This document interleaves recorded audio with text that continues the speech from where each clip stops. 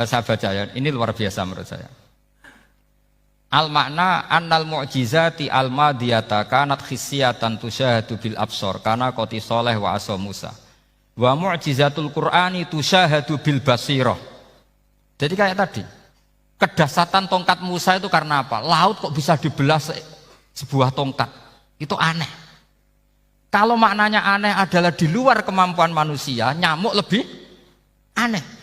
Kayak apa susahnya bikin organ apa? Nyamuk yang sekecil itu.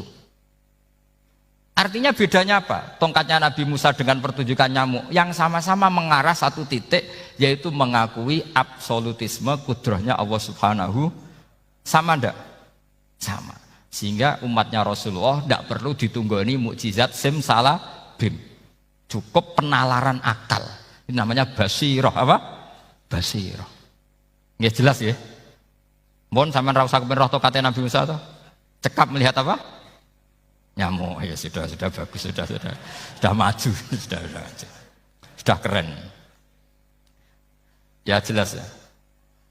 Li'annal ladzi yusyahadu bi ainir ra'si yang qaridu binkiradi musyahidihi walladzi yusyahadu bi ainil aqli baqin yusyahiduhu kullu man jaa ba'dal awwali mustamirron. Sesuatu yang dipertontonkan lewat sesuatu yang fisik kayak tongkat Nabi Musa, itu yang percaya langsung tentu yang melihat. Setelah itu ada yang percaya, ada yang enggak. Bisa saja itu hoax, bisa saja macam-macam. Tentu yang enggak percaya tentu salah ya, kita sepakat. Tapi tetap saja yang enggak menyaksikan itu bisa saja enggak percaya. Paham ya? Tapi logika kedahsyatan nyamuk, siapapun yang punya nalar percaya. Artinya giringan Al-Quran untuk melihat mukjizat itu kedahsyatan Allah bikin nyamuk itu abadi ila yaumil kiamah. Dan siapapun yang waras akan ikrar dan tetap menyaksikan. Karena insya Allah ada nyamuk terus ila yaumil kiamah. Itu kan teman tidur kita, paham? Makanya kamu kompromi dengan nyamuk. Sekali-kali jangan dicablek. Ini ayatnya Allah. Ya bila perlu dicium, dilus-lus gitu. Karena saya yakin yang hadir di sini andekan melihat tongkatnya Nabi Musa kira-kira dilus-lus enggak? Kira-kira? Andekan loh, kamu punya kesempatan melihat tongkatnya Nabi Musa, gimana? Dilus-lus, dikai mori, dikai kembang 7 taman, kan gitu. Tapi kenapa nyamuk enggak kamu begitukan? Toh sama-sama ini ayatnya Allah yang luar biasa. Makanya ini ngaji di sini saya ulang lagi, sama ndak perlu merasa punya hak adami sama saya, karena saya memang buyut saya kandung itu orang Gamaran, namanya Mbah Hafsah. Hafsah itu binti Maksum bin Soleh bin Asnawi Sepuh. Jadi saya ini termasuk turunan beliau yang keluar dari Kudus di Rembang. Karena mbah saya kandung itu sepupunya Mbah Sahal, ya sama Mbah Sahal, ibunya Badiah. Badiah ya putrinya Mbah Hafsah ini. Kalau ibu saya namanya Sofiyah, ya putrinya Mbah Hafsah ini. Jadi kenapa saya cerita ini ya memang Quran sudah terang-terangan ngendikan dzurriyatam ba'duhan apa mimba. Jadi kekuatan dzurriyah itu luar biasa. Jadi kita menjaga harkat dan martabat para leluhur supaya ilmu ini terjaga. Jangan marisi gayane tok, bae alim terus putune pedita-pediti gak alim terus gak keren, menurut saya itu malu itu. Jadi marisi itu ya kalau putunya orang alim ya alimnya, jangan marisi mulyane. Ora alim terus mulya tok gelem dicucup itu gak keren menurut saya. Niru alimnya dulu baru sama-sama dicucup itu baru betul, Pak. Jadi ada aturannya. Saya teruskan. Sehingga Quran kalau menggiring mukjizat, ketika Rasulullah SAW dituntut kafir Mekah, kita tahu kan mereka nuntut apa misalnya? Lan nu'mina laka hatta tafjura lana minal ardi napa yam bu'a au takuna laka jannatum min nakhili wa inabin fatufajjiral anhara khilalaha napa tafsira au tusqitas samaa kama zamta alaina kisafan au ta'tiya billahi wal malaikati qabila au yakuna laka baitum min zuhrufin au tarqa sama. Masih mereka bilang gini, walan nu'mina liruqiyika hatta tunzila alaina kitaban naqra'u. Mereka nuntut tuh, Muhammad saya percaya kamu Rasul, tapi syaratnya Mekah yang tandus sulap jadi kota yang subur makmur, menjadi jannat subur makmur. Atau begini saja Muhammad, kalau kamu gelo sama saya mangkel karena kita ada iman, turunkan saja azab. Kisafam minas sama, turunkan saja azab. Atau begini Muhammad, kamu kan bilang utusan Allah, Kamu datang saja bersama Allah digandeng gitu. Digandeng terus sama Allah diangkat tangan kamu, dimaklumatkan kalau kamu rasulnya. Au ta'tiya billahi wal malaikati qabila. Karena mereka dengan logika yang salah. Yang dikatakan mukjizat itu sesuatu yang seperti itu. Artinya kalau kamu berpikir mukjizat yang seperti itu, berarti Anda turunan kafir Quraisy. Anda turunan apa?